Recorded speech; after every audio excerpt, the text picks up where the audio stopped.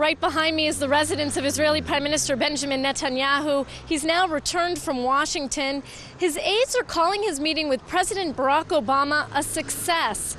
Now, the American president did not give approval for an Israeli strike on Iran, but Netanyahu's aides say there was not an unequivocal prohibition against one. They say that Netanyahu succeeded in making the case that Israel has the right to defend itself and carry out a strike against Iran if necessary.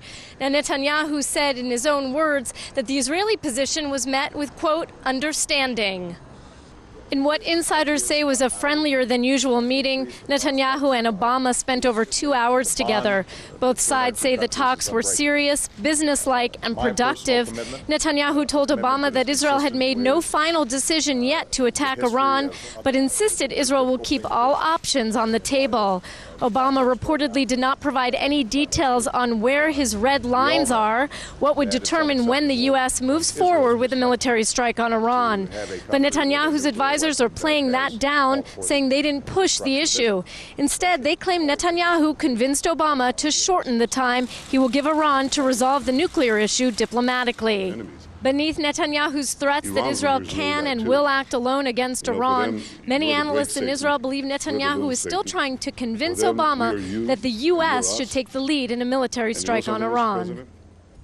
I think Netanyahu didn't try to make things easier for President Obama, because if he would tell him that Israel decided to attack on this date, this would make President Obama be exempted from the decision to attack. Netanyahu left it to his decision to take the right decision, that the United States will take the military actions that are needed. Prime Minister Netanyahu and the state of Israel has been talking tough on Iran for a long time, and almost talking openly about the possibility of a strike on the Iranian nuclear program.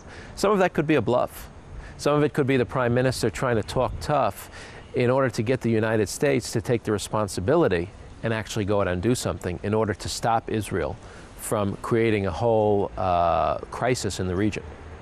Israeli officials have long preferred the option of a U.S.-led attack on Iran, and Netanyahu is no different. The firepower of an American military strike would not only be more effective, but it's believed a U.S.-led operation would have more international support and diminish the chances of a wider war against Israel breaking out in the region. But as President Obama made it clear to Netanyahu, he is opposed to a U.S. strike on Iran right now and wants to give diplomacy more time to work. Obama insists that the new economic sanctions on Iran's oil and banking sectors are having a biting effect and may still force Iran to give up its nuclear ambitions. Domestic politics are also weighing in on Obama. He's running for re-election in a year when improving the U.S. economy is the priority. In November, there's going to be an election in the U.S., and taking any decisive action now, after President Obama has successfully killed Osama bin Laden, as well as pulled a lot of the troops out of Iraq and Afghanistan, to now go into another theater, another war theater, is problematic in Iran. Few in Israel are convinced that President Obama will greenlight an attack on Iran in the next 8 months before Election Day in November. And yet for Netanyahu and his military advisors, the next 8 months are critical. Officials believe Iran is moving its nuclear capabilities further underground, requiring more sophisticated bombing missions that Israel may not be able to pull off alone. Defense Minister Ehud Barak estimates that perhaps as soon as 9 months, Iran could enter a zone of immunity against an Israeli attack. Many others agree. The effectiveness of an attack on Iran will be diminished in every day that passes. If we will postpone the attack in 6 months, the results will be much less effective than if it will be conducted tomorrow. For all the claims of diplomatic victory in Washington, Netanyahu is still in a very difficult position. He does not believe sanctions will stop Iran, and yet there are still many political and military risks involved in a unilateral Israeli strike. The chances of getting the U.S. on board before the Israeli military option lapses at this point do not look promising. And a new poll from Tel Aviv University shows that the Israeli public is not keen on attacking Iran without U.S. cooperation. Only 30% of Israelis back the idea. Netanyahu will likely sit tight for now and see what happens with the next round of diplomacy with Iran.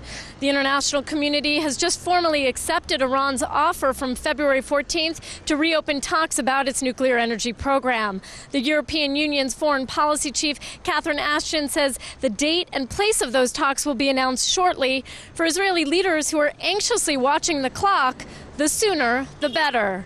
Jordana Miller, JN1, Jerusalem.